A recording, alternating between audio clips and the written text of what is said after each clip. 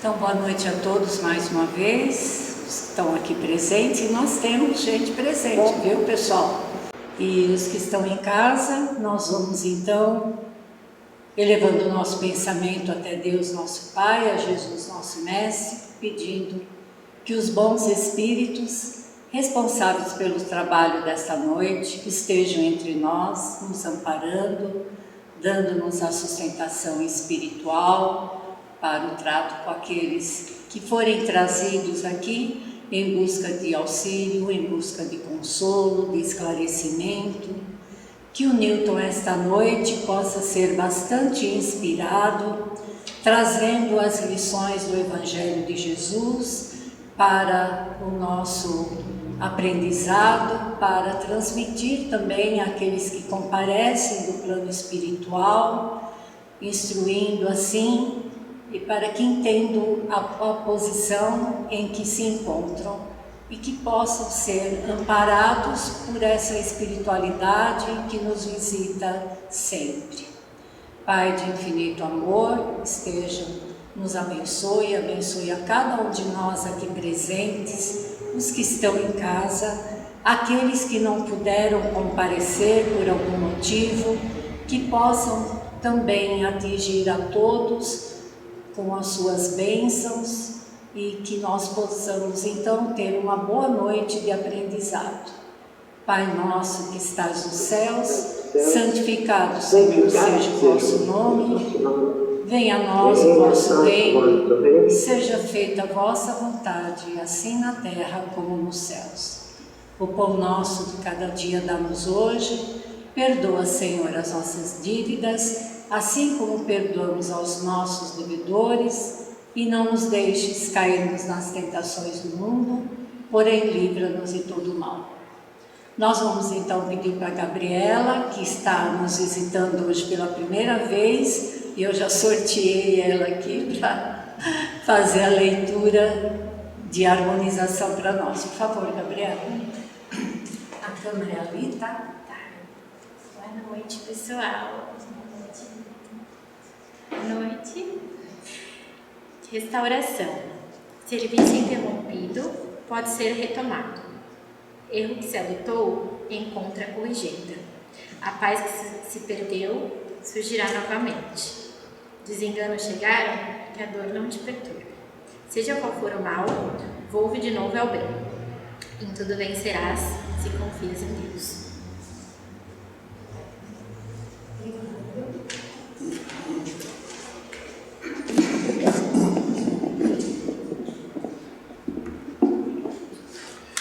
Uma boa noite para todos nós. Neste ano, foram 3 palestras, foram na verdade o ano inteiro para suprir a ausência de um palestrante uma das quartas-feiras. E eu fiquei com 3, a Zilma com 3, o Paulo com 3, e cada um fez o tema que julgasse importante. Eu escolhi 3 temas avulsos. O que me fixou na doutrina espírita? Eu venho de uma doutrina cristã, onde toda a moral, toda a ética, eu aprendi lá. Quando eu cheguei na doutrina espírita, não aprendi nada de novo com relação à importância do procedimento de um cristão. Nada de novo. Então, qual foi a diferença que me fixou no espiritismo? A primeira foi que o espírito evolui sempre. O espírito sempre evolui. Para algumas visões religiosas, você tem céu e você tem inferno. Quem vai para o céu não evolui, porque ele já atingiu um estado de bem-aventurança. Então ele não evolui mais. Não tem mais o que evoluir. Chegou ao máximo. Quem está no inferno ficará queimando eternamente naquela visão, dessas visões teológicas. Então a primeira que me fixou, a primeira ideia foi que o espírito evolui sempre. Primeiro, que não tem para o espiritismo céu e inferno. Existem as condições espirituais. Então o pior de todos os seres não estarão, não desaparecerão. O espírito não ficará eternamente sendo punido. Então a primeira ideia que me fixou foi o espírito, por mais errado que seja numa das suas existências, ele continuará o seu progresso e um dia será perfeito. Depois de muito tempo ele será perfeito, porque ele vai aprender, ele vai modificar-se. O erro que ele cometeu um dia não cometerá mais no futuro. A segunda que eu fiz foi que não há segredos entre o Criador e suas criaturas. Alguns notáveis da história foram punidos, como Giordano Bruno, como tantos outros do passado, que foram punidos por tentar desvendar os mistérios de Deus. E no Espiritismo não. Você é livre para perguntar, para pesquisar, você tem liberdade para entender Deus. O fato de você não conseguir não é porque você é proibido, é porque você não consegue ainda, mas ele tem toda a liberdade de procurar essas explicações por meio das leis naturais ou tentando entender a natureza divina. E essa que eu vou fazer hoje, a terceira dessa trilogia, tem relação com o capítulo 15 do Evangelho segundo o Espiritismo, onde fora da caridade não há salvação, em que eu adaptei. Por quê? Porque o conceito de salvação não existe no Espiritismo. E por que não existe? Porque ninguém está perdido. Então não há o que salvar se não está perdido. Então eu mudei o tema para fora da caridade não há redenção. Eu tento dizer que o que me prendeu foi que o espírito, quando atinge o mais alto grau do seu desenvolvimento espiritual, que ele tem em estado latente, quando ele atinge o mais alto grau, ele está completamente liberto da influência da matéria. Então a palavra caridade é um símbolo de desapego da matéria. A matéria não lhe escraviza. Todas as nossas angústias, os nossos equívocos, os nossos erros, está por nós estarmos muito mais nas condições psíquicas, na sensibilidade ligada à matéria. Baixa evolução, pouca evolução. À medida que o espírito se depura, ele vai se libertando da matéria até um dia nem mais reencarnações como essas nossas, com esses corpos densos, acontecem. Então eu desenvolvi esse tema. O domínio do espírito sobre a matéria é o que certifica a evolução do ser. Evoluir o espírito significa tirá-lo do jugo da matéria, da escravidão da matéria. Resultado da escravidão da matéria: eu sou um espírito limitado, ainda imperfeito, preciso reencarnar num corpo como esse. À medida que as reencarnações surgem nesse lugar, na Terra, ou em outros lugares, eu vou trocando esses corpos, adquirindo condições mais avançadas, corpos melhores, menos densos, menos sujeitos a essas vicissitudes, a essas imperfeições, as doenças. Eu vou me desvencilhando e vou buscando, vou conseguindo avançar a mundos mais evoluídos.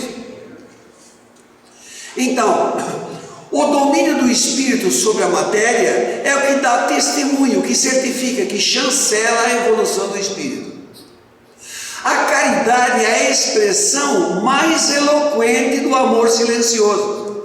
Você chega num lugar, você não gosta da religião daquela pessoa, você não gosta da fé daquela pessoa, daquela comunidade, mas se eles estão fazendo o bem a todos indistintamente, você gosta deles, mesmo que você não gosta da religião deles, você gosta dele, mesmo que não haja harmonia na compreensão filosófica ou teológica, mas aquelas pessoas lhe agradam, porque ele faz o bem indistintamente, e não só para os seus. E a caridade, eu ia dizer a caridade verdadeira. Não, a caridade ou é verdadeira ou não é caridade. Não, então é um pleonasmo dizer caridade verdadeira. Ou ela é verdadeira, ou ela é amor verdadeiro. E caridade é o amor colocado em prática, em obras. Ou não é caridade. É apenas troca de matéria, ou doação de matéria, mas não tem amor. A caridade certifica o domínio do Espírito sobre a matéria. É ela que dá o testemunho. Não ter escravidão à matéria. É o domínio da fraternidade sobre o egoísmo. Quem não tem dependência da matéria não é egoísta, porque ele não tem o que defender, ele já tem a plenitude, ele é feliz.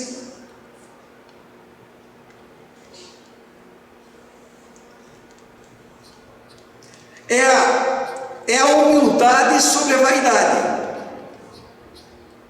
A pessoa que tem que vencer ainda o outro é porque não tem humildade, ou seja, ele ainda é escravizado à vida desta forma limitada que temos.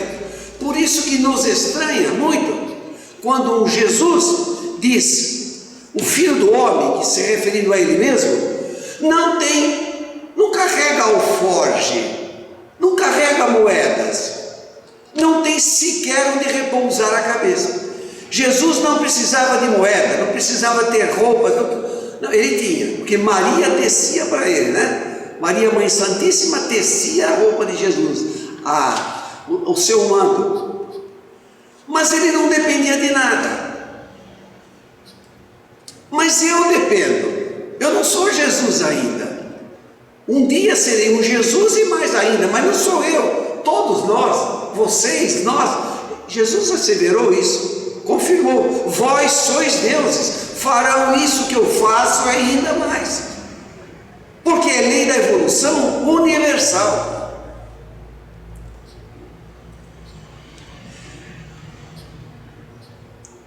É o domínio da liberdade sobre a escravidão. O ser feliz, completo e puro, amoroso, não escraviza ninguém, absolutamente ninguém. Não domina ninguém. Ele não tem o que dominar. Ele não precisa de domínio. Ele não precisa reservar. Isso é meu, esse terreno é meu, daqui para lá é seu, mas daqui para cá é meu. Ele não precisa disso. Mas eu preciso, porque eu ainda não atingi um estágio de pureza desses espíritos. Mas um dia nós todos atingiremos. Olharemos para trás, vamos ver as nossas pegadas no barro do erro. Ninguém passa por essa vida sem sujar as botas, sem pisar, sem fazer bobagem. Não. Nas reuniões de desobsessão, obsessão é um processo de assédio, de intromissão, de subjugação de um espírito sobre o outro persistentemente. Toda obsessão tem a intenção de praticar alguma invasão, um mal qualquer que ele julga ser mal. Toda obsessão. Só que não há um só estado de obsessão, não há um só domínio obsessivo que não se abrande, que não se pulveriza, que não se destrua diante de um coração liberto da maldade e do apego. Quando se está numa reunião de desobsessão e tem lá a presença de uma mediunidade que manifesta um espírito que está assediando, que está prejudicando alguém, ou tentando, atuando sobre uma família, atuando sobre uma pessoa, quando esta pessoa indagada que ele está fazendo algo errado, que aquilo não se faz, ele fala: você não sabe o que ele me fez. Então o processo obsessivo só se instala porque há uma ligação doentia, não há processo obsessivo bom. pode ter uma influenciação, mas um processo obsessivo nunca é bem intencionado, absolutamente. Mas se você acusar o obsessor, ele vai rebater a você dizendo: olha, você está falando bobagem, você está defendendo ele, mas o que ele me fez no passado? Mas quando essas almas em litígio, em confronto, quando eles estão destituídos ainda da ferocidade, quando ele já não reflete mais o que ele foi no passado, quando no presente, visto pelo obsessor, que ele não é mais aquele que um dia ele era violento, ele matou a sua família, ele tirou seus bens, ele perde a força, ele não consegue mais, porque o que dava força ao obsessor, o que era? Os erros do obsidiado. E vai mudar o obsessor? Um dia irá mudar, mas enquanto o obsidiado não recuperar o modelo bom de um passado que um dia ele negligenciou, ele feriu, ele não cumpriu, se esse obsessor não assedia, um outro vem e fará. A única forma de extinguir a obsessão é evangelizar aquele que está sendo obsidiado e aquele que obsedia.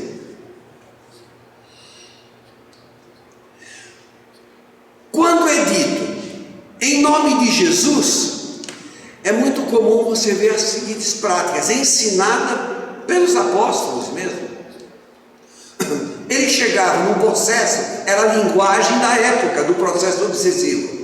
Na linguagem da época, encontrava alguém que era acionado, perseguido, atuado pelos tais demônios. Era a linguagem da época. Então chegava alguém, um apóstolo, um cristão que tinha autoridade moral, dizia: saia dele em nome de Jesus. É muito comum você ver na televisão, em algumas religiões: saia dele em nome de Jesus. Ora, sair dele, isto é, deixe de fazer isso que você está fazendo, deixe de persegui-lo. Porque em nome de Jesus está se referindo a um ser que tem pureza, e não é em nome, não é em meu nome. Lembre que aquele que tem pureza de alma, que tem uma evolução tão grande, que tem autoridade sobre nós, em nome dele, deixe-lhe seguir a sua caminhada, deixe que ele avance e se modifique e se purifique. Não seja um instrumento de perseguição naquele que um dia errou, porque um dia ele não errará mais.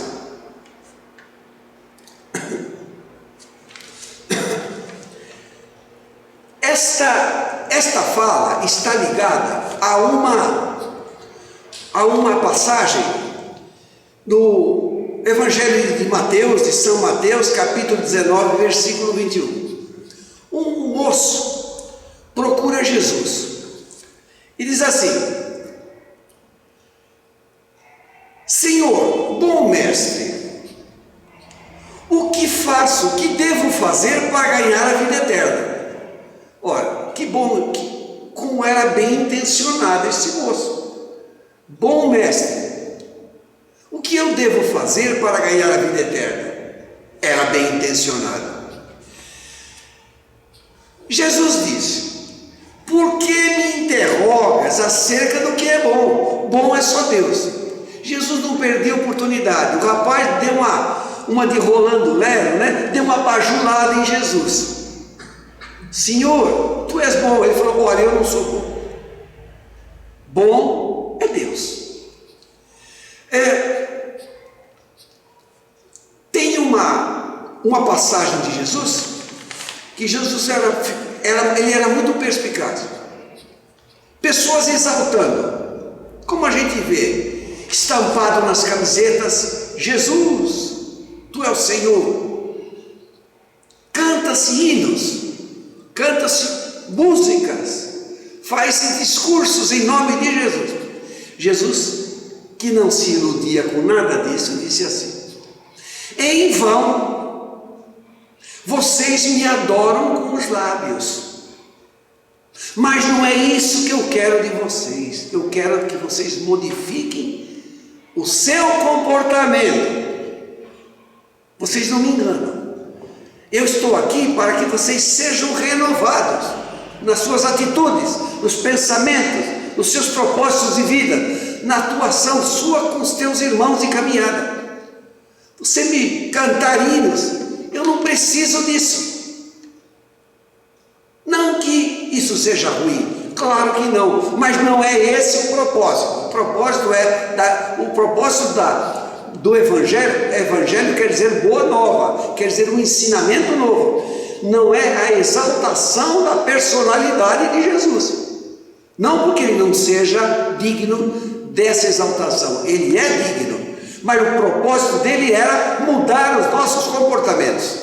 Os nossos aperfeiçoamento não se faz cantando hinos, se faz mudando o jeito de proceder, de atuar, de agir com o seu irmão, se tornar menos violento.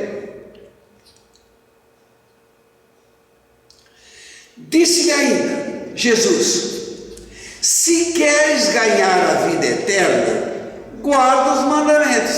Bom, os mandamentos que aquele moço conhecia eram os 10 mandamentos, o decálogo, que foi escrito por Moisés mediunicamente lá no monte e na sarça ardente, que aparece como uma tocha de fogo, e lá veio as tábuas, pedras escritas, os 10 mandamentos. E ele era um moço de fé, que tinha bons propósitos. E ele então procura Jesus e disse: eu quero. Aí Jesus fala: bom, se você quer ganhar a vida eterna, guarda os 10 mandamentos. Aí o moço disse assim: isso eu tenho feito desde que eu era criança. Eu fui criado num lar obediente à lei. Digamos, naquele tempo, um lar provavelmente daqueles religiosos judeus que levavam o estudo, a prática do decálogo ao pé da letra. Ele falou: então, desde que eu era criança, meus pais me ensinaram e eu pratico os 10 mandamentos. Os 10 mandamentos, Jesus não revogou, pelo contrário, deu cumprimento. Olha, os 10 mandamentos são maravilhosos. São honrar pai e mãe, não matar, não roubar. Quem vai contra isso? Mas Jesus instituiu um 11º mandamento, porque só aqueles 10 tinham uma pequenina falha. Não falha de estar errado, uma falha de não ser completo. Pratica o outro aquilo que você gostaria que o outro praticasse com você. Faça isso. E lá nos 10 mandamentos tudo era bom, mas faltava esse aspecto, porque em casos diferentes daqueles 10, das 10 condições, como eu devo fazer? Estou passando na rua e de repente esbarro com alguém, essa pessoa me injuria, quer me agredir. Como é que eu faço? Deixa eu consultar os 10 mandamentos para ver se está anotado o que eu devo fazer. Não, esse caso de bater de frente com uma pessoa na rua não tem, então eu bato nele. Não, Jesus fala: quando você encontrar uma situação que não tem nenhuma possibilidade de consultar os 10 mandamentos, não tem, então você faz o seguinte: se coloca no lugar do outro. Se você quer bater nele, imagine se ele fosse você e você ele, e ele te batesse. Você gostaria? Não, então não faça.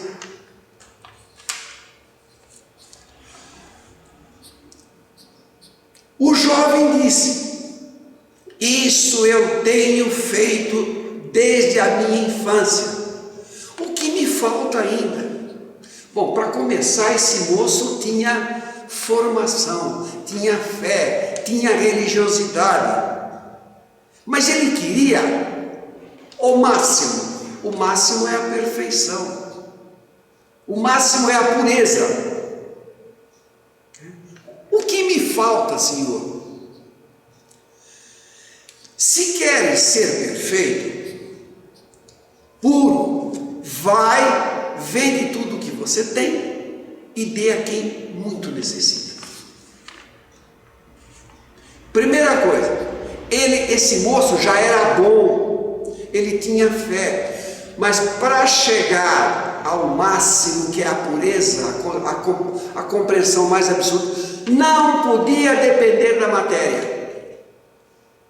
E ele, embora tudo que ele possuía foi com conquista honesta, ele não roubou aquilo, portanto, nas leis humanas pertenciam a ele. Porém, ele queria mais do que a lei humana, ele queria se aproximar da lei divina, de não ter nenhum vínculo com a matéria, nenhum vínculo com a densidade do perispírito que deixa a gente assentado num plano como esse.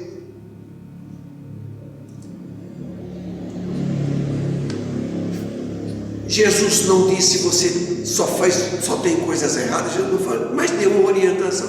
Mas não deu orientação para ele, deu orientação para todos nós. E ele quer dizer o seguinte: de acordo com aquilo que você tem, que você pode, com a sua compreensão, com as suas conquistas, faça tudo o que você puder para depender menos a sua felicidade dos bens que existem. Até mesmo a sua saúde. Mas como? Como que eu posso ser feliz não tendo saúde? Não. Eu posso não. A dor não é instrumento de infelicidade de alguém. Incomoda? É claro que sim. Tanto é que Jesus respeitou a dor e o sofrimento das pessoas. Todos que procuraram o Divino Mestre para serem curados foram atendidos. Se curaram, não sabemos. Porque aqueles 10 leprosos, que antigamente se usava essa forma, aqueles 10 procuraram Jesus e Jesus os limpou. E foram embora. Se apresentaram no templo. Um deles voltou para agradecer. Ora, aquele que voltou para agradecer não estava com infelicidade por sua doença. Pelo contrário, o estado de alma dele era acima do que a matéria poderia limitar. De todos os 10, o único que de fato foi curado foi o que se curou, que foi aquele que voltou para agradecer. Na verdade, aquele que voltou para agradecer era equilibrado, mesmo tendo a lepra, a hanseníase. Então, a caridade, ela é o amor colocado em prática. Nós temos o conceito incrustado em nós, em termos sociais. Caridade é doar comida, é doar a roupa, é doar o teto. Nós temos o conceito de que caridade é algo material transferido. Não estou dizendo que esse algo material não seja bom, é claro que sim. Mas o fundamento de fazer a caridade é libertar-se do jugo da matéria, para que o espírito não esteja limitado às condições físicas de um planeta como esse. Ele está leve, um corpo sem apego à matéria, é um corpo não denso, é um corpo que se estabiliza em mundos mais etéreos, mais elevados, onde não há as necessidades tão drásticas como aqui, as doenças tão severas como aqui. Então agora nós temos um tempo para conversarmos e refletirmos um pouco mais o assunto que o Newton trouxe, né? Eu apontei algumas coisinhas aqui. O Newton falou que a doutrina espírita é uma doutrina de liberdade. Uma liberdade que nós temos que assumir, mas que nos dá uma grande responsabilidade, né? Porque a nossa evolução só depende de nós. Então, é algo assim que nós não temos respaldo, não adianta darmos desculpa que é por isso, por aquilo. Toda a responsabilidade cai sobre o próprio espírito, né? E a questão do céu e inferno, nós não temos, mas sempre a gente está preocupado. Será que eu vou para um lugar bom? Será que eu vou ficar num lugar de sofrimento, né? Então, como o Newton trouxe, a caridade é a verdadeira moeda que nós temos para conquistarmos esses lugares que nós desejamos. Eu gostaria de ser recolhido lá na colônia Nosso Lar ou qualquer outra colônia, não queria ficar tanto tempo, passar pelo umbral. E a verdadeira moeda que nós temos de troca é a caridade, a prática da caridade, as boas obras, né? É o passaporte para recebermos, para atingirmos um lugar melhor na nossa evolução. Então agora fica aberto aí a questões, tanto o pessoal de casa, quanto o pessoal aqui presente, para as dúvidas aí e complementar e refletir junto com o Newton, por favor.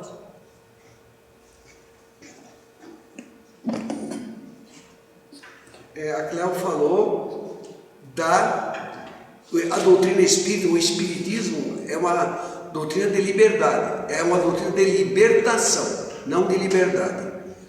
Liberdade temos, só que tudo que eu faço, tudo que eu quiser fazer, eu posso fazer. Eu quero matar alguém, eu mato. Matam-se todos os dias. Eu quero espancar alguém, eu espanco. Isso se faz todos os dias, em todos. Eu quero jogar uma bomba em cima de um povo, eu faço. Mas a consequência vem. Enquanto que a libertação é diferente. É a libertação pelo esclarecimento, pela mudança interior. Evangelho, quer dizer, a boa nova, vem colocar como o máximo de conquista é quando o Espírito ama incondicionalmente, não prejudica quem quer dizer. Então é a doutrina de libertação dele em relação ao seu passado.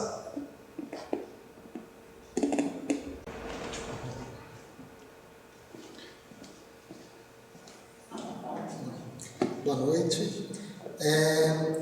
Isso me fez lembrar no livro Pensamento e Vida, tem uma passagem, eu não lembro qual que é o capítulo, que ele fala que a humildade é libertadora.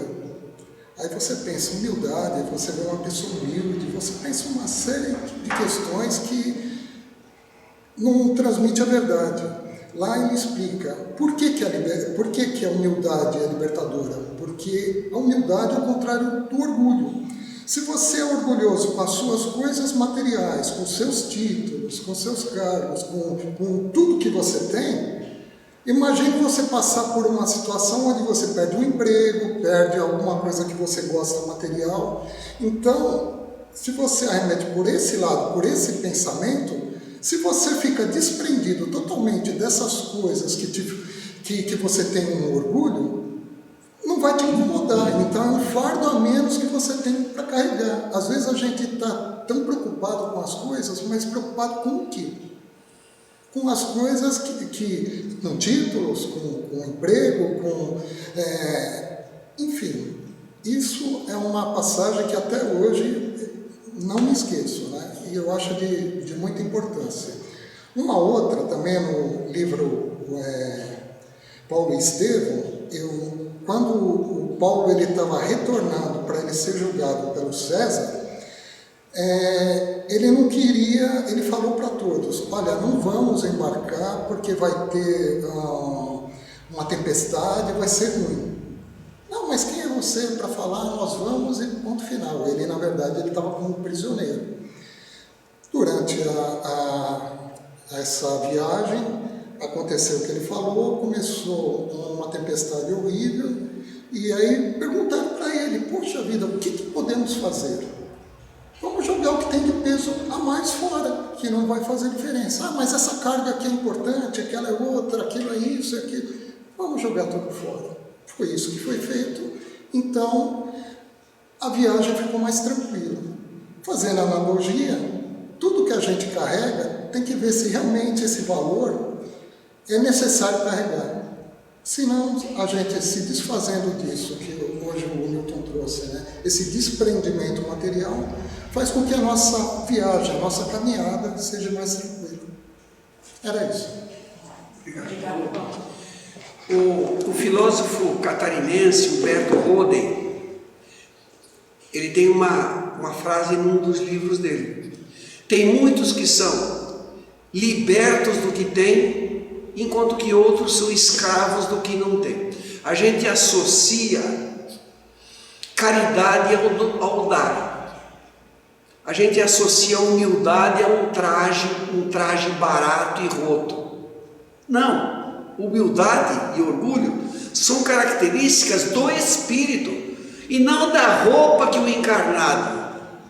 E não se essa pessoa está andrajosa ou esteja suja.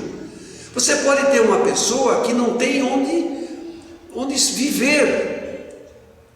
Ele não tem bens algum e ainda assim ele é orgulhoso, ele pode ser. E você pode pegar alguém muito rico, ter uma situação invejável para a maioria e ser humilde. Ele trata aquilo como uma função de viver. Ele pode ser liberto. Tudo aquele que tem isso, ele não está escravizado aqui.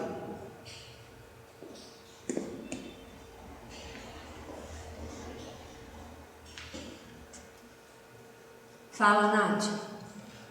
Eu concordo com o professor Newton, que independe da sua condição financeira, né? Que muitas pessoas, eu conheço algumas pessoas que têm bens, são, vamos dizer, privilegiadas nessa parte e que são humildes.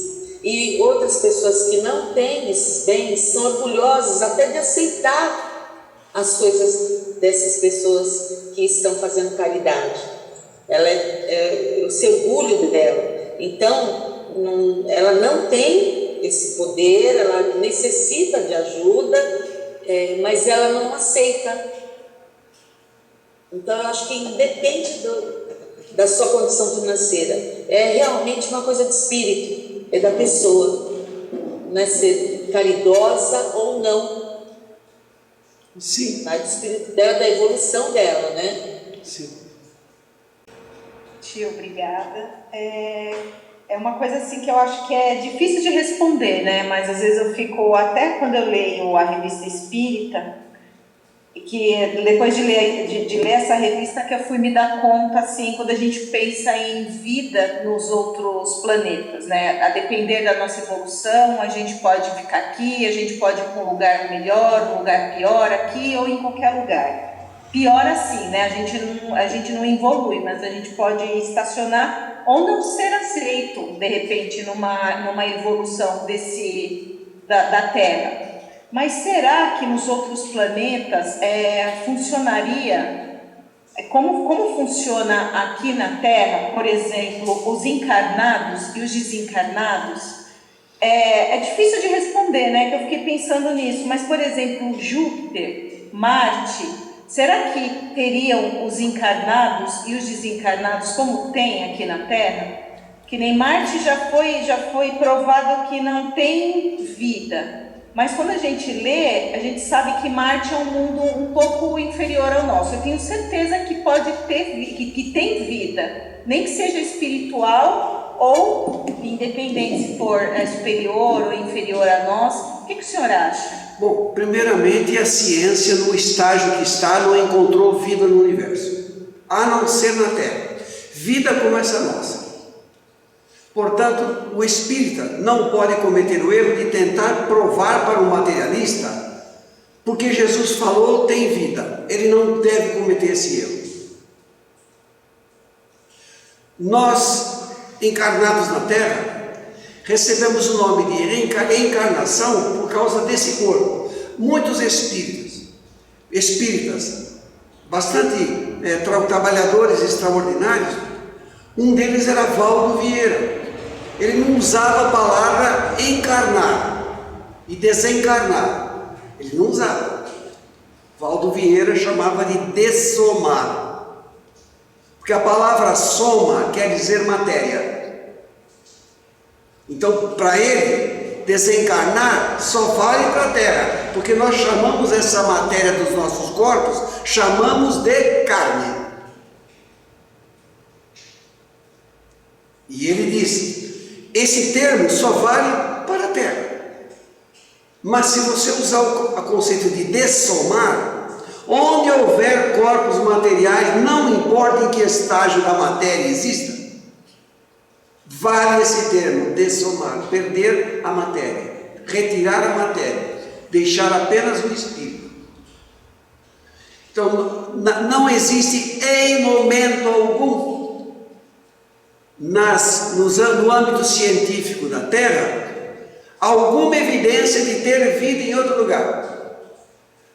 Eu acredito que deva existir, mas é apenas uma opinião e que não é melhor do que aquele materialista que diz, não existe. A minha ideia não é melhor do que a dele, porque eu não tenho instrumento para mostrar a ele. Eu só confio em Jesus.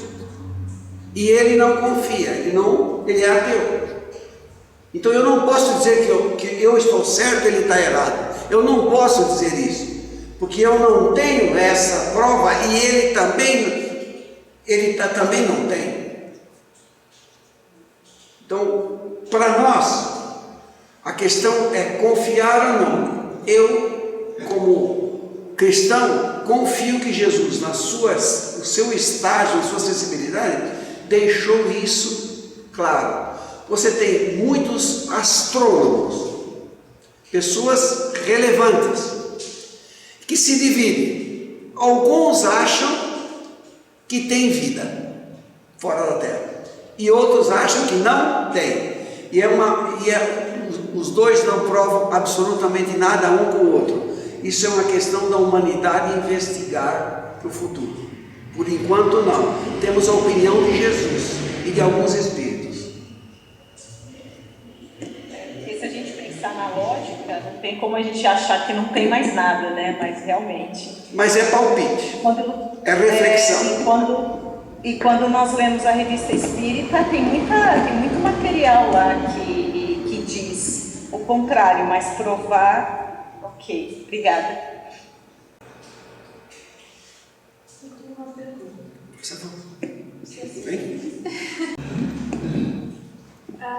Ter religião ou não ter religião tem a ver com a evolução daquele espírito? Se a pessoa é ateu, ela é menos evoluída do que a pessoa que é espírita?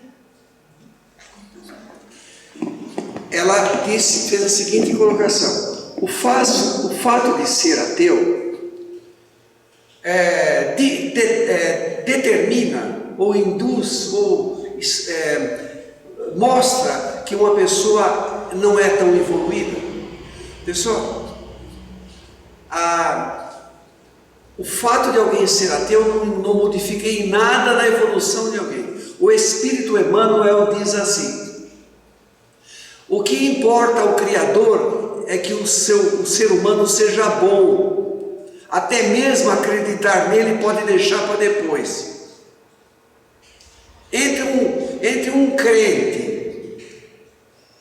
que mata, escraviza, rouba, expolia, é orgulhoso, e um ateu que seja bom, que seja gentil, que ajude o próximo, qual que está melhor de acordo com os ensinamentos de Jesus?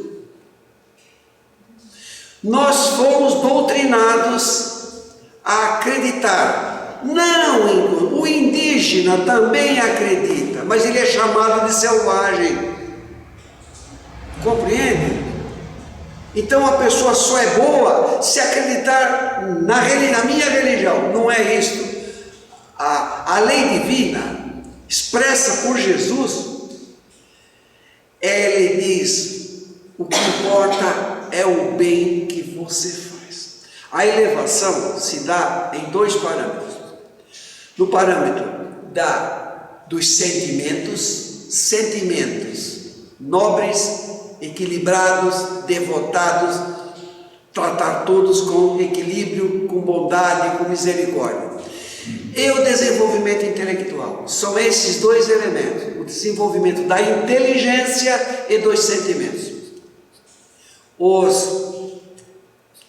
Os espíritos dizem, tem lá uma escala espírita, que vai desde do espírito primitivo até o anjo, o espírito angelical.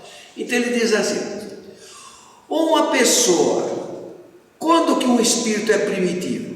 Quando ele é destituído de inteligência e destituído de sentimentos bons. Ele é primitivo, ele mata, não sabe o que está fazendo, não liga. Mas assim, e uma pessoa que não é boa, mas é inteligente? Quem constrói bomba atômica, que joga na cabeça dos outros uma bomba de napalm, ele é burro? Não. Quem constrói essas armas sofisticadas, ele é ignorante? Não. Mas o que é a vida humana para ele? Nada. Esse espírito que está nessa condição é primitivo? Não. Se ele tem inteligência, ele já não pode mais ser considerado espírito primitivo. E por que isso? Porque o espírito, quanto mais inteligência para compreender, mais ele será responsabilizado pelo ato dele. Enquanto que um espírito ignorante na inteligência, limitado na inteligência, ilimitado nos sentimentos, não pode ser atribuído a ele nenhuma punição pela lei divina, porque ele não tem capacidade de discernimento. Enquanto que uma pessoa que tem inteligência desenvolvida e conserva os seus instintos ainda agressivos e age com ferocidade em relação ao seu irmão, ele poderá ser, foi Jesus disse na parábola dos talentos: a quem mais é dado, mais é pedido. Não que Deus dê alguma coisa, Deus não dá nada para ninguém. Deus não dá nada. Por quê? A Nádia é inteligente. Ela foi na escola, ela estudou, pagou mensalidade, né, Nádia? Ou Deus veio na tua porta e te deu tudo? Não, foi conquistado. Eu estou falando de brincadeira, mas para dizer que Deus nos deu os insumos, deu todas as condições para a nossa evolução e deu vidas sucessivas. Quanto a fulano, é muito sábio, fulano conhece a música, conhece as artes, conhece as ciências. Deus, por que Deus fez ele assim? Se Deus fez ele assim, o seu Manuel, por exemplo, é inteligente, sabe tudo aqui. Então eu quero receber o que Deus deu para ele, mas Deus não dá, ele ganhou, ele conquistou isso. E nós todos assim.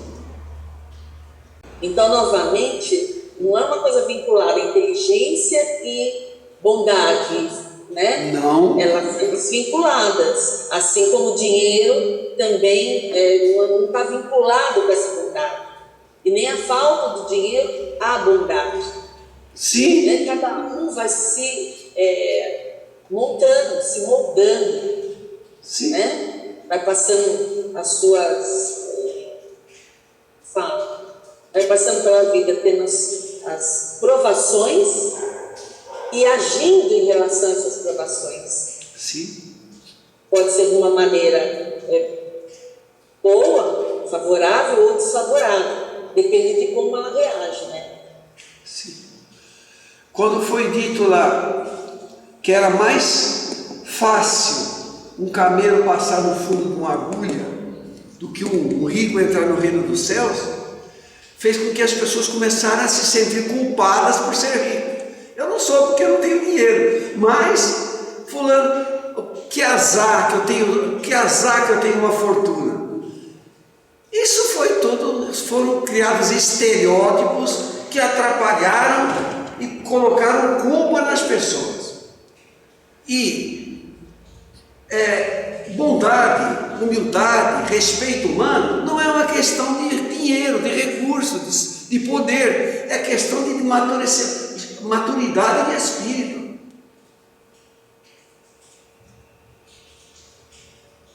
Se a gente pensar, né, tem muito rico que pode ter todo o dinheiro possível, vai ser sempre pobre, e tem muito pobre que é rico, que a gente conversa, que a gente convive, que a gente gosta, e a gente vê uma paz em algumas pessoas, uma sabedoria que dá até uma invejinha de vez em quando.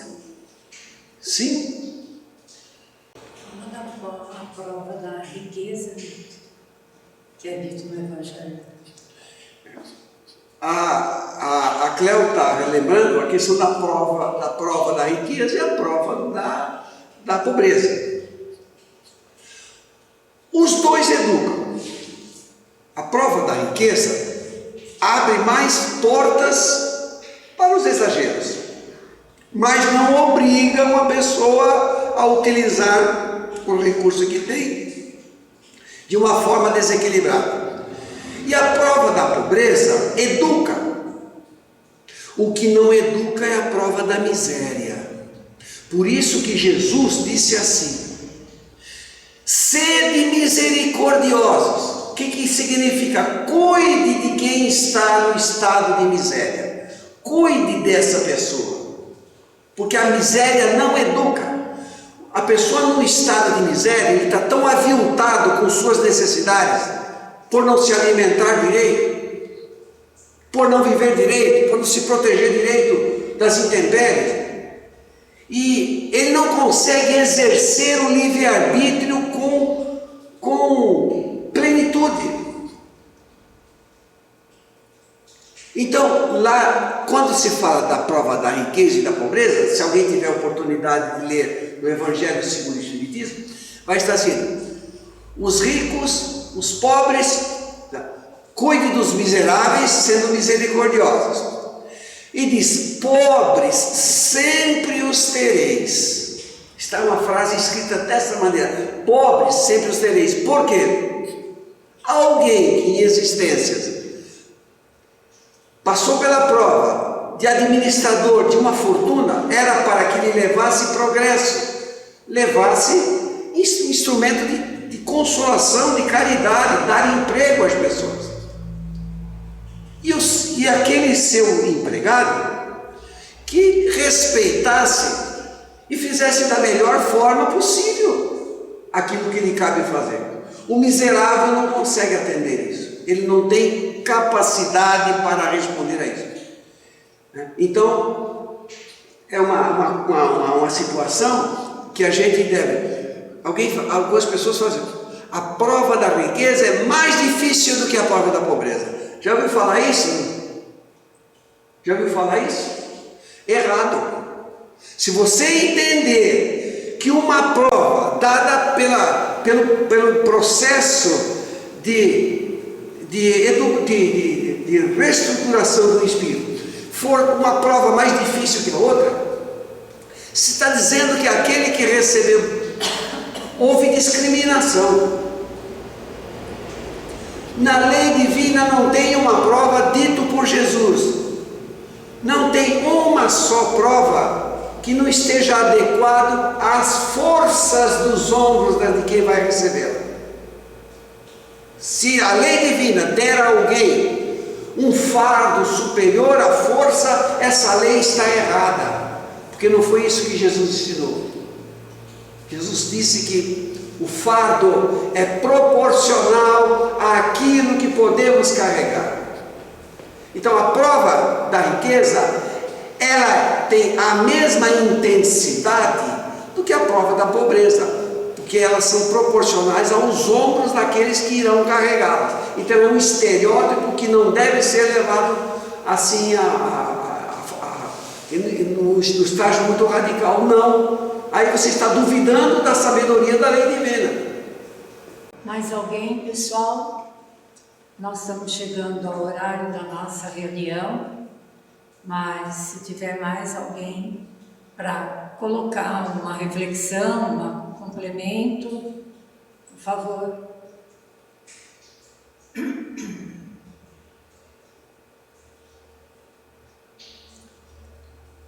Se não houver mais ninguém, a gente vai pedir se tem alguma pessoa que possa fazer a prece final para nós, algum candidato aí, em casa ou aqui.